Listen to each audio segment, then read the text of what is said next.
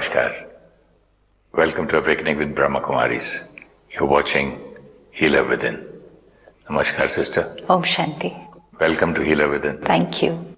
Last time we were talking about meditation and relationship with the Father, the Supreme Soul, and also telepathy.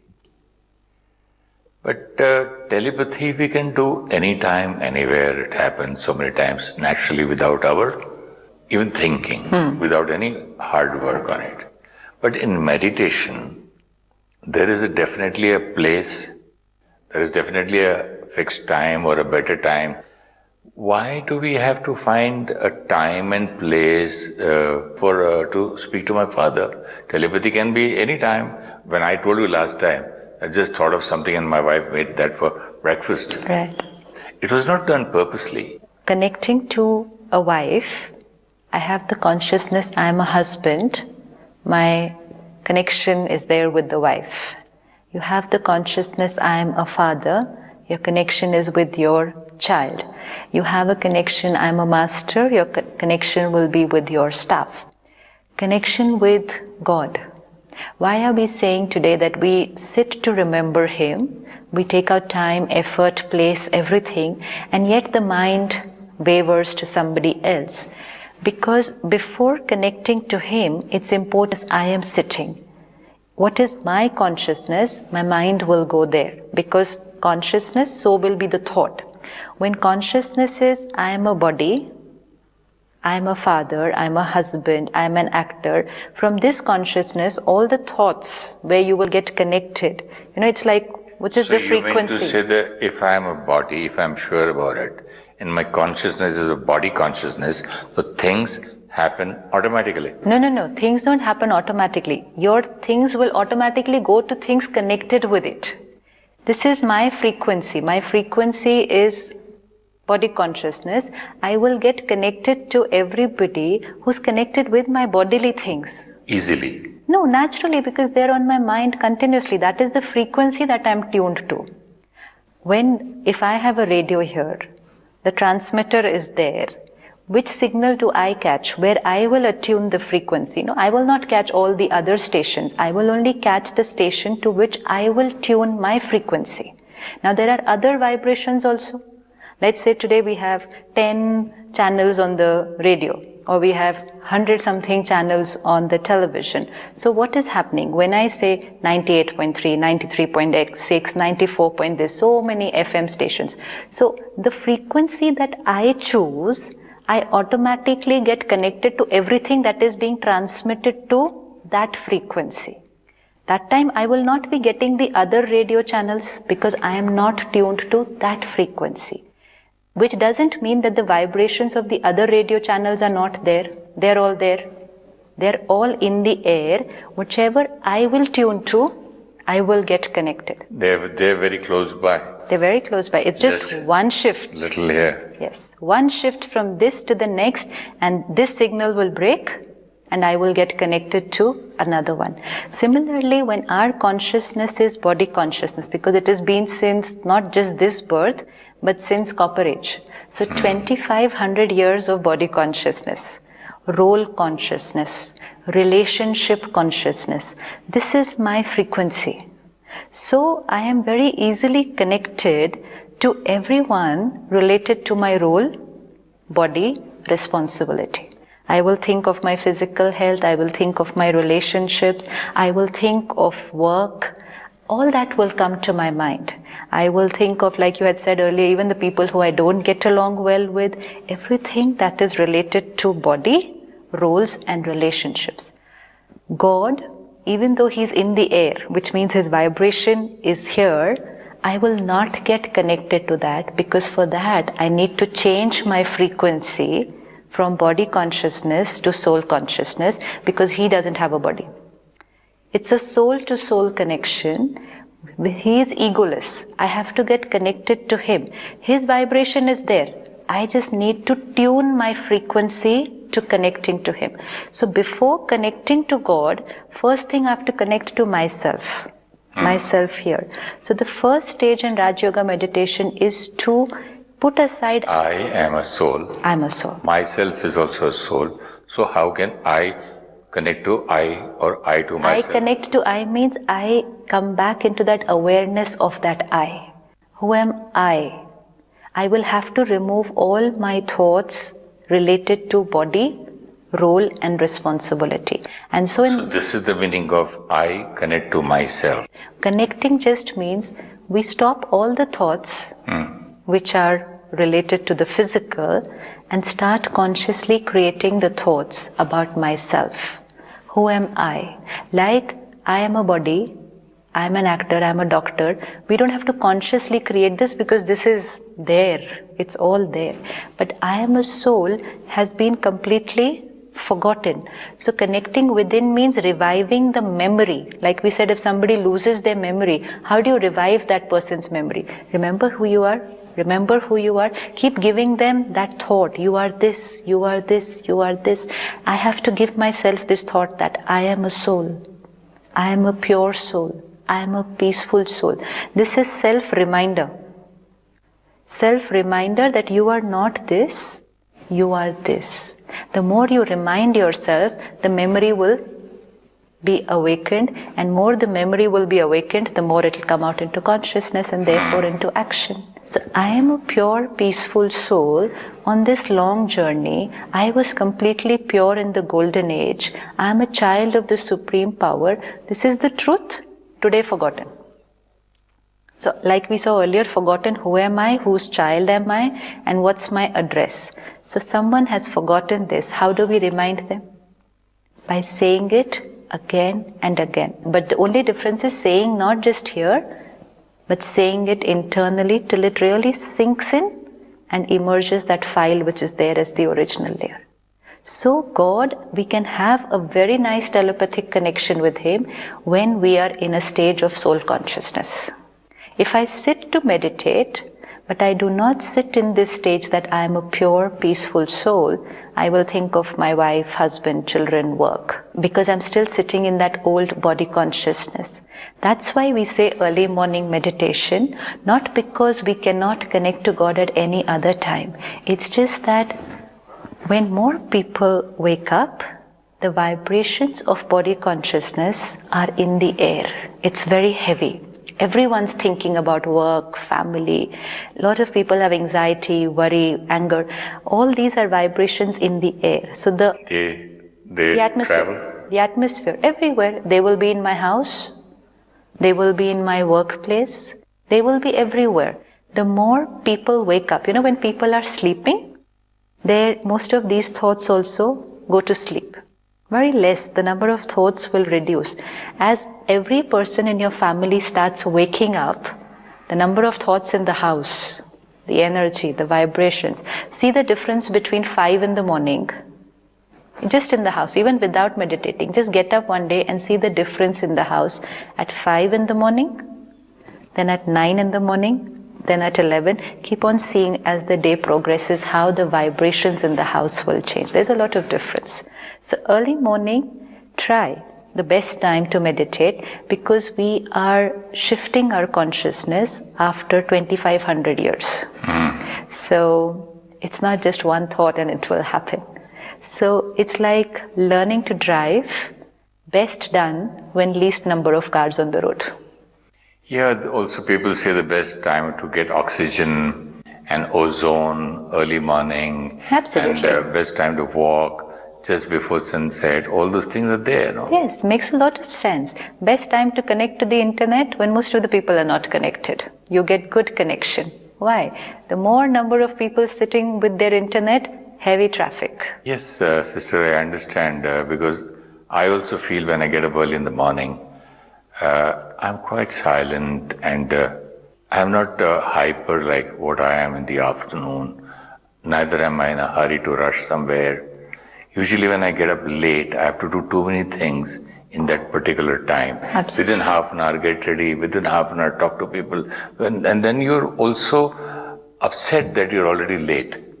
Here, when I get up in the morning, the only thing which disturbs me or distracts me from meditation is go back to sleep.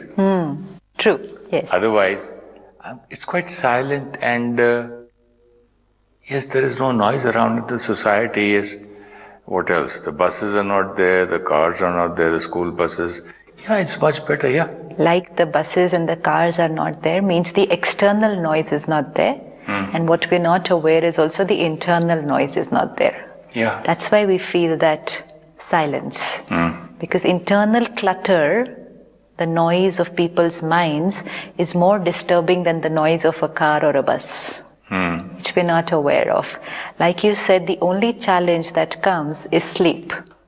That's the only thing. We might feel like falling off to sleep. Going back to sleep again, why? Okay, after half an hour. True. And sometimes while meditating, we may doze off to sleep. You know something? Sometimes when I tried, I used to cheat. I said, okay, I'm going to have meditation while sleeping today. Let me lie down and do it. You know, Right. They say that take any comfortable position. So this is very comfortable for me. Okay, I'm lying down and I would just doze off. Absolutely. That doesn't work. That doesn't work. And that's why, to make that even easier, in Raj Yoga meditation, we try, even though we have another habit, but yet we develop a new habit of meditating with eyes open. Because, like you said, one, the risk of falling off to sleep is very, very high. Early morning especially, and nowadays actually not even early morning, because most of us are sleep deprived.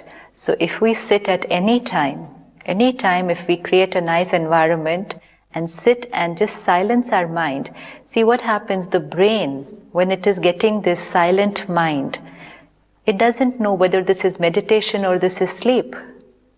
So the signal that's coming is of a silent mind, and for so many years it's got that this signal means sleep. So you just doze off to sleep, especially because you're short of sleep. Most of us are short on sleep. So we tend to fall off to sleep. Even when I had listened to devotional songs, or go for a little closer to nature, silence, prayer meeting, I feel so nice and light. The moment I feel nice and light, I go to sleep. If you close your eyes. Now if you just take care that if you don't close your eyes, because see the signal that's gone to the brain, eyes closed. When do we close eyes? When we have to sleep. Mind getting silent. When does that happen? Going to sleep. Two signals are going. Close eyes, relaxed body, mind getting silent. This is sleep. And that's why. So now, whenever you're doing anything like this, prayer, meditation, just listening to nice music, if you don't want to fall off to sleep, the simplest way is don't close your eyes. If you don't close your eyes, never fall off to sleep. Never fall off to sleep. And the other thing is, meditation is a very simple technique of just remembering God. Conversation with Him, internal conversation. We remember so many people in the whole day. We never close our eyes for that. You remember your child right now? You don't have to close your eyes right now. Sister, when we remember anybody in the daytime or while working, at that time you're not looking at anything. Your eyes are open, but at the same time you're not looking or concentrating on anything else except there. Yeah, so you don't have to, no? So why do you need to close your eyes for that? If you were sitting here like this now, and let's say... Probably it's easier to imagine something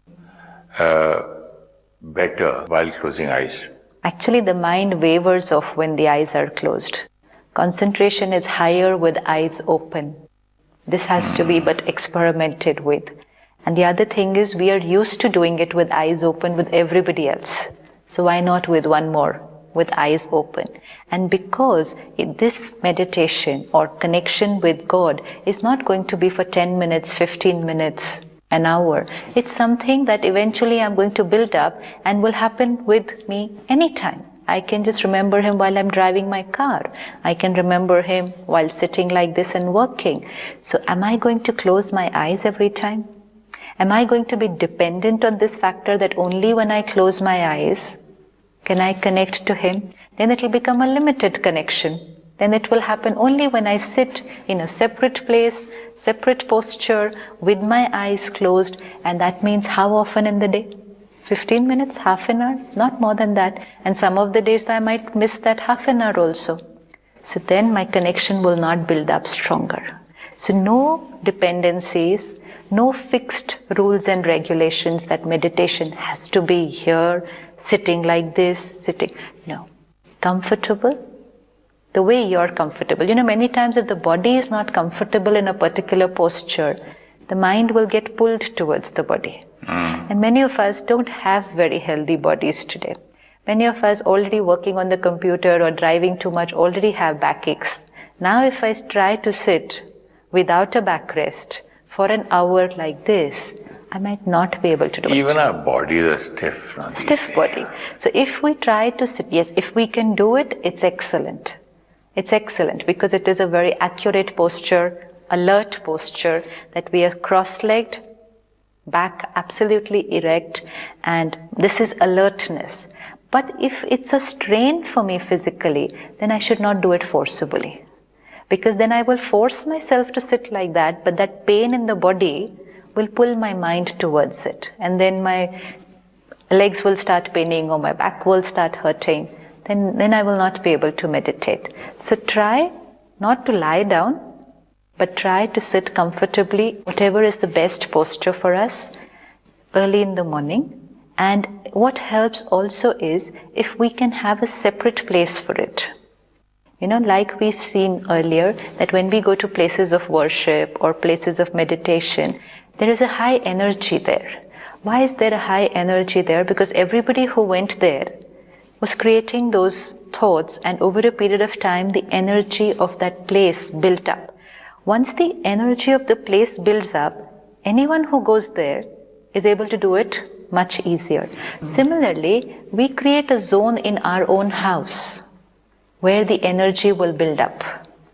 So over a period of time, that will help me and that will help anybody else who sits there also.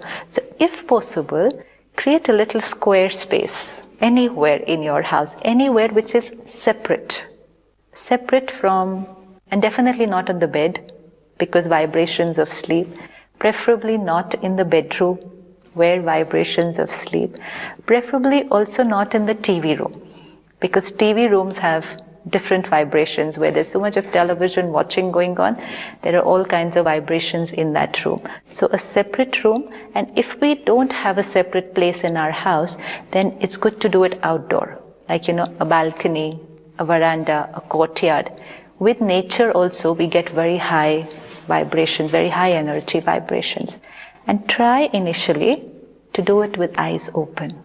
Even if you can't open it completely, at least half open, so that no falling off to sleep, high alertness, and we'll be able to do it anytime throughout the day. And like you said, what we will do in that now is the three faculties of the soul, mind, intellect, and sanskar, all three are going to work together. That is concentration. Mind will create the thought.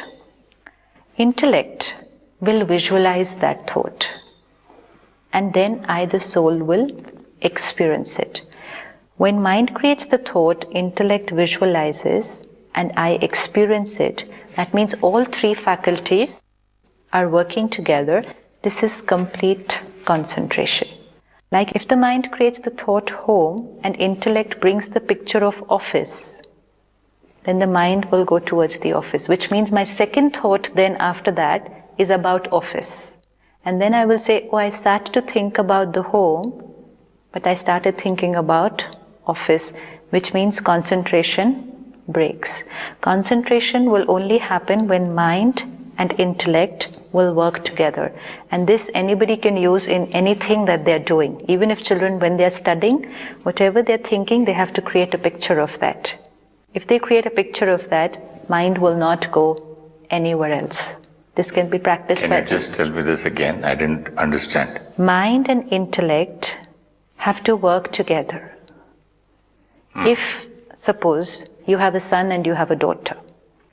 Suppose you create a thought about your son. Think of the daughter. Not think.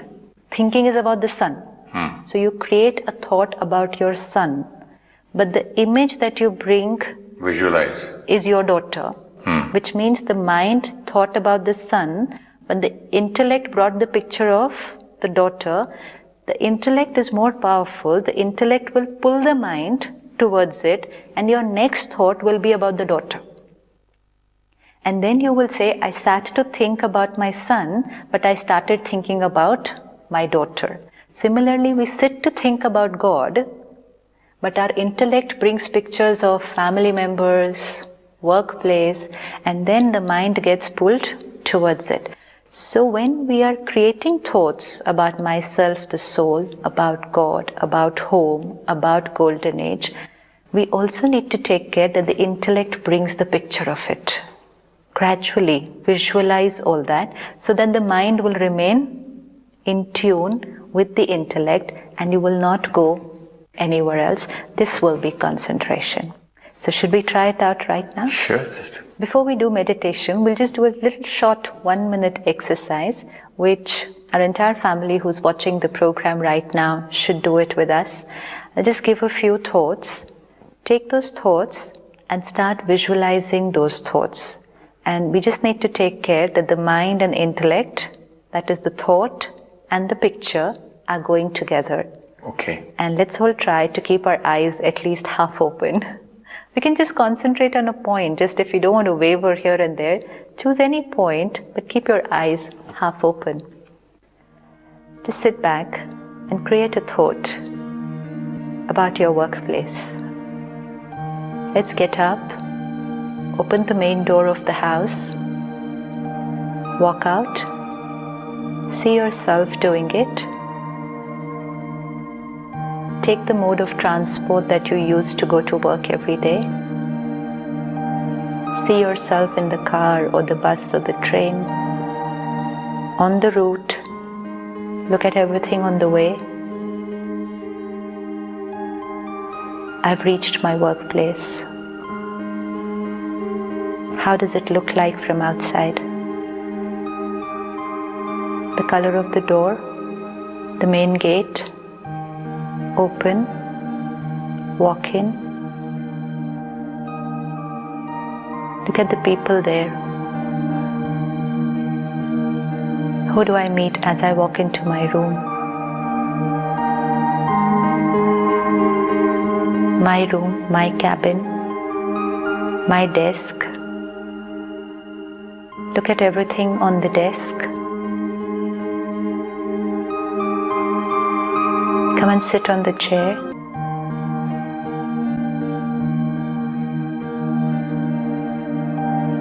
Let's start working.